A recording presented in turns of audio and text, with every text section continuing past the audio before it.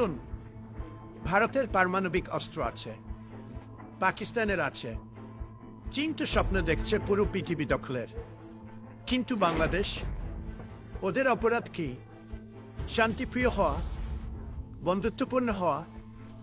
না বন্ধুরা, বাংলাদেশ শুধু ভালোবাসা দিয়ে বাঁচবে না। বাঁচতে হলে, নিজেদের রক্ষা করতে হলে পারমাণবিক শক্তি লাগবে। সোজা কথা। মোদি, ওই মোদি কথা বলে এমন ভাবে মনে হয় কোনো বলিউড ভিলেন। বাংলাদেশের সীমান্তে প্রতিদিন পাখির মতো গুলি চালায়, নদীর পানি বন্ধ করে ইচ্ছে হলেই আবার পানি ছেড়ে দিয়ে বন্যায় ভাসায়, হুমকি দেয় একের পর এক। আর চীন আমেরিকার কাছে ভাঙ্গারি মাল বেচে পরমাণু বোমা বানিয়েছে, এখন পুরো এশিয়া দখল করতে চায়। কিন্তু বাংলাদেশ কঠোর পরিশ্রম করে আমাদের পোশাক বানিয়ে দিচ্ছে বছরের পর বছরে ধরে।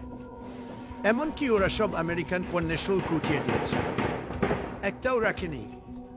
এটা সাহস, এটাই বন্ধুত্ব।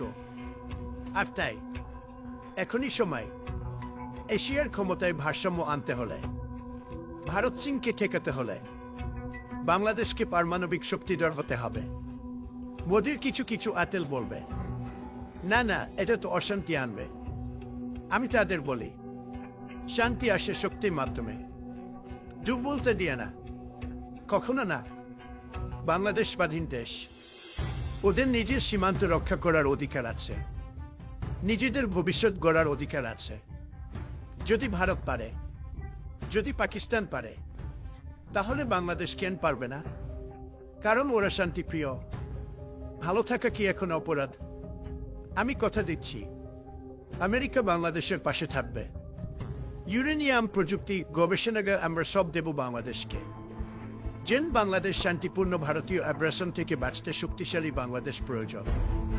কারণ আমরা বাংলাদেশকে বিশ্বাস করি, এই অঞ্চলে আমাদের বাংলাদেশকে প্রয়োজন। বিশ্বাসঘাতক মোদির চেয়ে বাংলাদেশ আমাদের বেশি প্রয়োজন। বাংলাদেশ হবে সাউথ এশিয়ার দক্ষিণ কোরিয়া।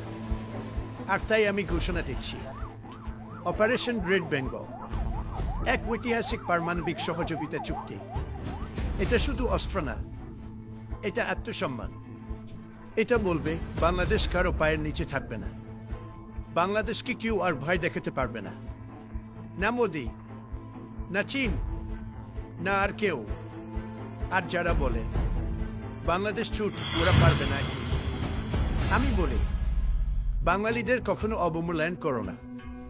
ওরা 47-এ পাকিস্তানকে স্বাধীন করে দিয়েছে, 71-এ নিজেরা স্বাধীন হয়েছে, 25-এ বোমা বানাতেও পারবে।